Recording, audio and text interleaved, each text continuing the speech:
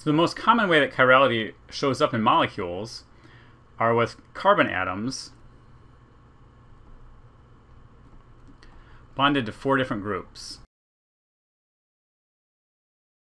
And it's actually a good exercise to play with models to understand why it is that they have to be 4 different groups. That if there are only 3 different groups and there are any 2 groups that are the same on a carbon, you're always able to rotate it around to a point that it will be superimposable on its mirror image or be achiral. So carbon atoms bonded to 4 different groups are usually what cause chirality, and we have a special name for them, and we call them stereogenic centers.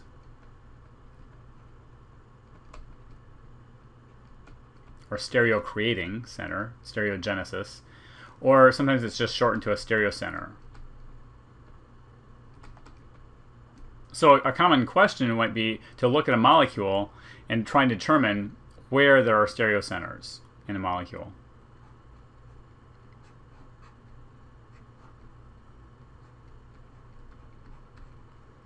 So if I had a molecule like this, it's looking at it and trying to figure out which carbons in this molecule are bonded to 4 different groups. I'll draw in the hydrogens that are normally not drawn in.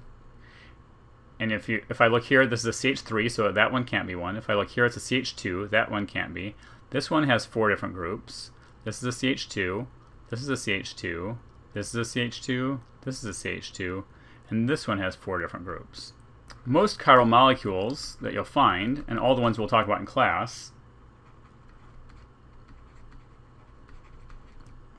contain 1 or more stereocenters. There are exceptions to this, but we won't cover them in organic. If you take advanced organic, hopefully you'll learn about those. So if I have 0 stereocenters, molecules are typically not chiral.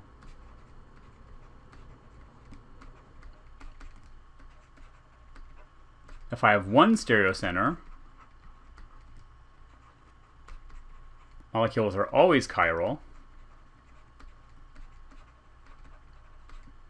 And if I have 2 or more stereocenters,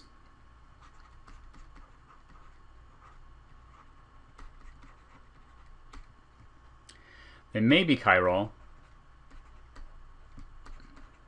or they may not. All right, so we have to figure out what's going on here if I have more than 2 or more stereocenters. There's another way to tell chirality, and that is whether or not a molecule has a plane of symmetry. A plane of symmetry is a mirror plane that cuts a molecule in half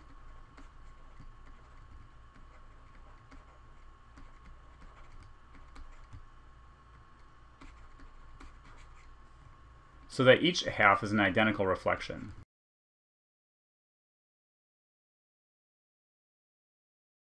And chiral molecules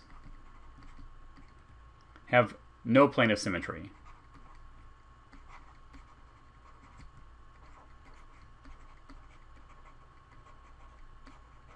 So there's another way to try to find chiral molecules. Achiral molecules have 1 or more planes of symmetry.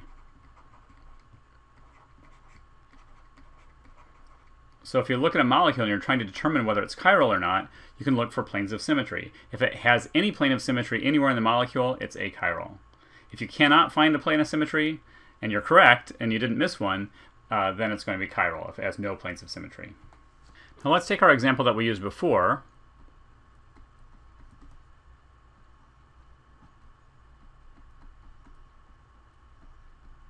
Of 2-butanol.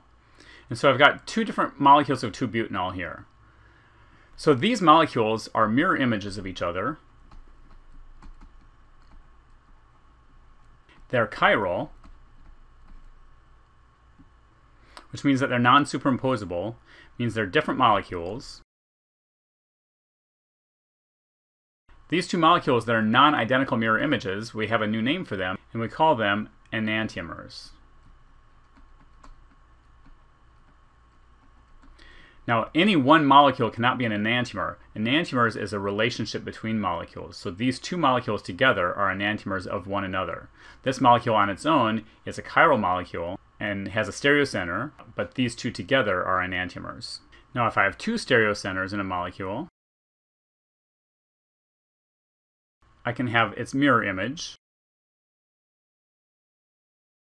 And again, these are mirror image molecules of each other. There are no planes of symmetry in that molecule. So these are not the same molecule, they're different molecules, and these are also enantiomers. However, those are not the only two stereoisomers I can draw of those molecules. I can draw another stereoisomer.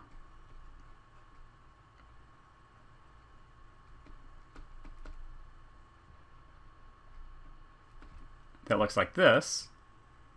And I can draw yet another stereoisomer that has both those groups going back instead of both coming out. These two molecules also are mirror images of each other, non-superimposable, and so these also are enantiomers. However, these two molecules are still stereoisomers of one another, but they're not enantiomers. In fact, they're not even mirror images.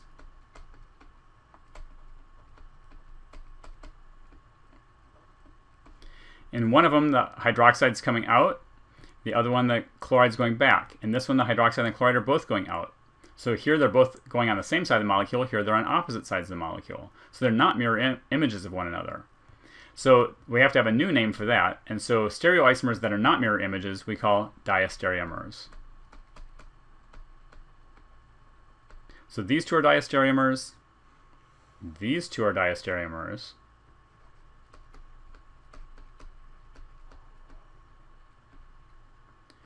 These two are diastereomers.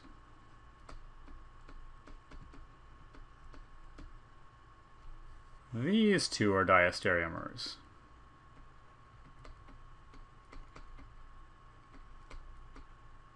Any stereoisomers that are not mirror images of one another, they're still stereoisomers of the same molecule, are diastereomers.